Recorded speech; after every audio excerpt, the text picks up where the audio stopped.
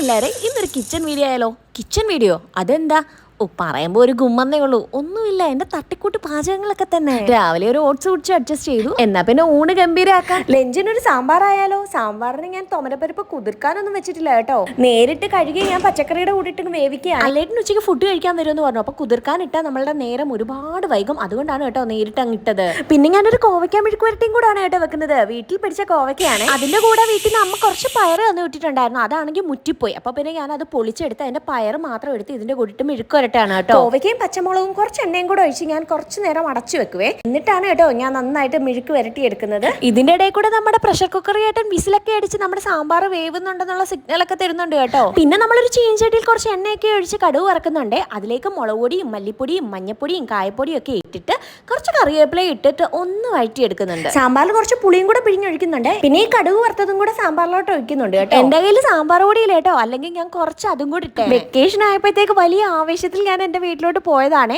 അതുകൊണ്ട് തന്നെ തിരിച്ചു വന്നപ്പോൾ ഇവിടെ എന്താ ഉള്ളത് ഇല്ലാത്തതെന്നൊന്നും എനിക്ക് അതുകൊണ്ട് തന്നെ ഇനി ഇല്ലാത്ത സാധനങ്ങളൊക്കെ നമുക്ക് ലിസ്റ്റ് എഴുതി വാങ്ങിക്കേണ്ടതായിട്ടുണ്ട്. വീട്ടിൽ പോകുമ്പോൾ അമ്മയാണ് കേട്ടോ കുക്കിങ്ങും കാര്യങ്ങളും എല്ലാം. അതിന്റെ ഇടയിൽ നിന്ന് ഞാൻ സഹായിക്കത്തൊക്കെ ഉള്ളൂ. ഞാൻ ചെയ്ത് സഹായിക്കാം എന്ന് പറഞ്ഞ അമ്മ എടുത്ത് ചെല്ലുമ്പോൾ അമ്മ പറയും, വേണ്ട, നീ അവിടെ ചെന്ന് രാവിലെ തൊട്ട് കഷ്ടപ്പെടുന്നതല്ലേ, നീ റെസ്റ്റ് എടുത്തോളാൻ. ആ ഒരു കരുതൽ നമ്മുടെ അമ്മമാർക്കല്ലേ കാണത്തുള്ളൂ അല്ലേ?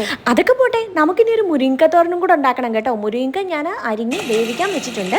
പിന്നെ ഞാൻ കുറച്ച് തേങ്ങയ്ക്കകത്തോട്ട് വെളുത്തുള്ളിയും ജീരകവും മുളക് പൊടിയും മഞ്ഞപ്പൊടിയും കൂടി ഇട്ട് ഒന്ന് ചതച്ചെടുത്തിട്ട് ഇതിനകത്തിട്ട് നന്നായിട്ട് ഇളക്കി എടുക്കുന്നുണ്ട്. കുറച്ച് കറിവേപ്പിലയോട് ഇടുന്നുണ്ട്, കുറച്ച് ഉപ്പും. അപ്പോഴത്തേക്കും നമ്മുടെ മെഴുക്ക് വരട്ടി ഒന്ന് വരണ്ട് വന്നിട്ടുണ്ടായിരുന്നേ.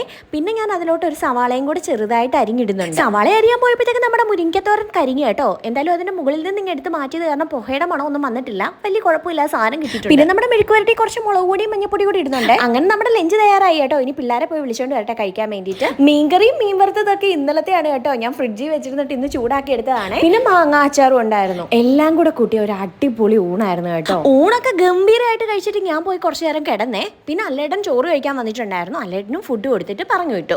അപ്പോഴത്തേക്കും ഒന്ന് വൈകിട്ടായി. പിന്നെ നമ്മൾ വീട്ടിൽ നിന്ന് കൊണ്ടുവന്ന മാങ്ങ ഉണ്ടായിരുന്നു, അത് ചെത്തിപ്പൂളി ഞങ്ങൾ എല്ലാവരും കൂടെ കഴിച്ചു. 2 ദിവസം തൊട്ട് പിള്ളേരുടെ പുറകെ നടക്കുകയാണെങ്കിൽ മാക്രോണി ഉണ്ടാക്കി കൊടുക്കാൻ. അപ്പം ഞാൻ വിചാരിച്ചു ഇന്ന പരാതി അങ്ങ് തീർത്ത് കൊടുക്കാമെന്ന്. അങ്ങനെ ഡിന്നറിന് മാക്രോണി ഉണ്ടാക്കുകയാണ് കേട്ടോ. ഞാൻ കുറച്ച് ചിക്കൻ ഇരിപ്പുണ്ടായിരുന്നേ, പിന്നെ കുറച്ച് മയോണൈസും ഇതെല്ലാം കൂടെ ഒഴിച്ച് തട്ടിക്കൂട്ടി ഒരു അടിപൊളി മാക്രോണി ഞാൻ ഉണ്ടാക്കിയതുകൊണ്ട് പറയുന്നല്ലോ കേട്ടോ. അടിപൊളിയായിരുന്നേ. അപ്പൊ പാത്രമൊക്കെ കഴുകി കിച്ചണൊക്കെ ക്ലീൻ ചെയ്ത് ഞാൻ കുളിച്ചിട്ട് പോയി കിടക്കുകയാണ്. അപ്പൊ അടുത്ത വീഡിയോ കാണുന്നവരെ ബൈ ബൈ, സീ യു.